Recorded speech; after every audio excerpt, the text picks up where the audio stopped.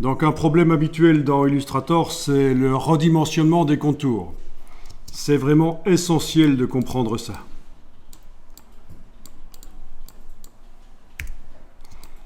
Donc j'ai ici un dessin qui ressemble à ça. Je vais le sélectionner entièrement en l'englobant. Avec la touche Alt, je vais le déplacer en bas. Voilà une copie donc. Et je vais la redimensionner avec l'outil de transformation manuelle. Oui, jusqu'à présent, je vous avais dit que plutôt que de redimensionner les choses, il vaut mieux agrandir le plan de travail. Mais parfois, on doit redimensionner des objets. Il n'y a pas le choix. Et donc, voilà. Donc, avec... Tiens, pourquoi est-ce que ça va aussi bas? Pour voir pourquoi ça va aussi bas, je vais peut-être aller passer en affichage par tracé. C'est étonnant que ça aille aussi bas. C'est sans doute parce que j'ai utilisé des grands caractères. C'est pas grave. Affichage aperçu. Oui, je viens juste de passer en affichage par tracé. C'est l'affichage sans couleur pour repérer des objets qui n'ont pas de couleur. Mais bon, voilà. Donc, je disais, je vais prendre l'outil de transformation manuelle et avec la touche Alt, oups, annuler. Avec la touche Alt et majuscule pour que les proportions soient gardées, parce que si j'enfonce pas majuscule, ça écrase dans un sens ou l'autre, c'est pas bon. Avec Alt et majuscule, je vais redimensionner par exemple comme ça. Je lâche le bouton la souris, puis les touches Alt et majuscule. Je clique à côté avec la flèche noire, et voilà ce que ça a donné. Est-ce que vous voyez déjà à cette distance-là le problème qui se passe ? Les contours ne se sont pas redimensionnés.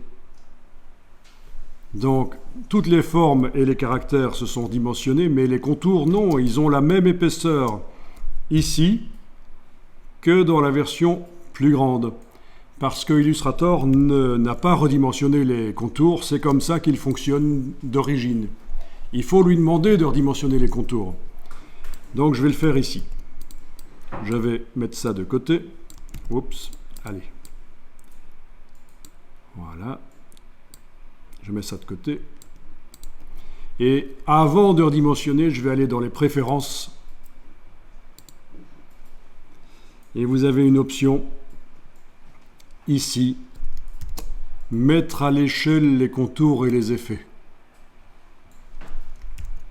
OK. Je recommence à sélectionner la chose du dessus, je la duplique ici en bas avec la touche Alt. Avec l'outil de transformation, je vais la réduire. Alt et Shift. Je lâche le bouton la souris. Je clique à côté avec la flèche et voilà. C'est la même chose en plus petit. Si on compare avec ce qu'on avait avant là, c'était pas bon. Ceci, c'est vraiment la version petite, l'exacte copie de ce qu'on a au-dessus. Si je sélectionne le chien ici en dessous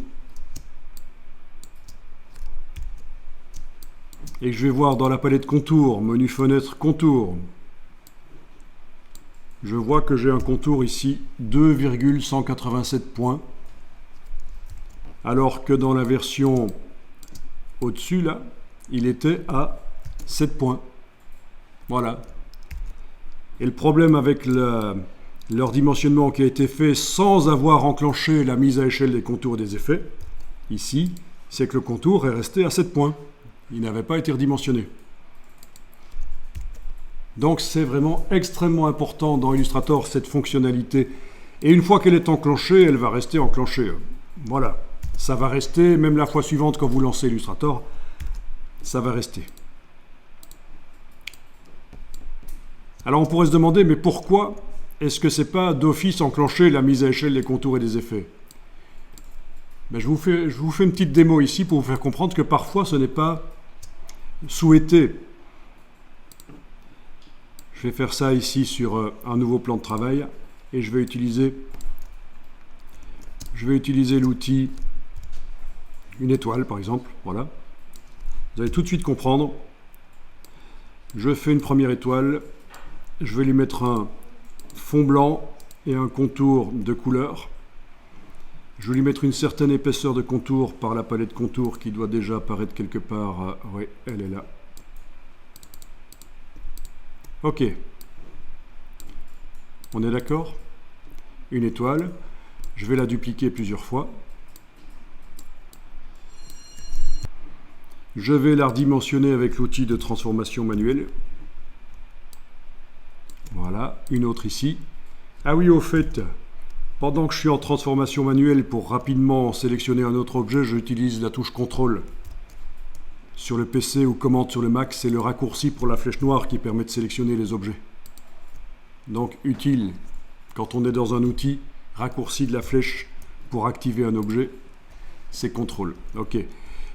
Donc je redimensionne, voilà. Et donc vous voyez ce qui se passe. Les contours se sont redimensionnés. Et c'est peut-être pas ce que je voulais. Je voulais plein d'étoiles de différentes dimensions, mais que le contour soit le même sur chaque étoile.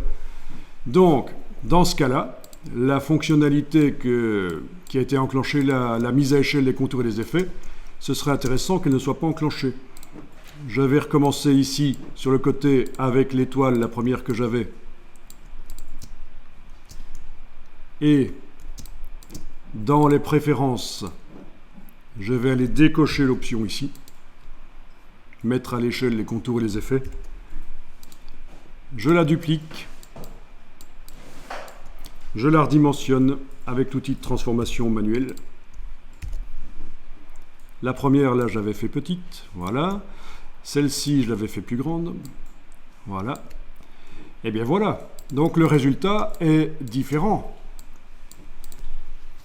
C'est peut-être ce qu'il y avait à droite que je voulais. Différentes tailles d'étoiles, mais avec la même épaisseur de contour. Donc dans ce cas-là, il fallait décocher la mise à échelle des contours et des effets. Donc, est-ce que c'est bien que ce soit coché ou pas? La réponse, c'est on ne sait pas. Ça dépend de ce qu'on veut faire. Ça dépend de ce qu'on veut faire.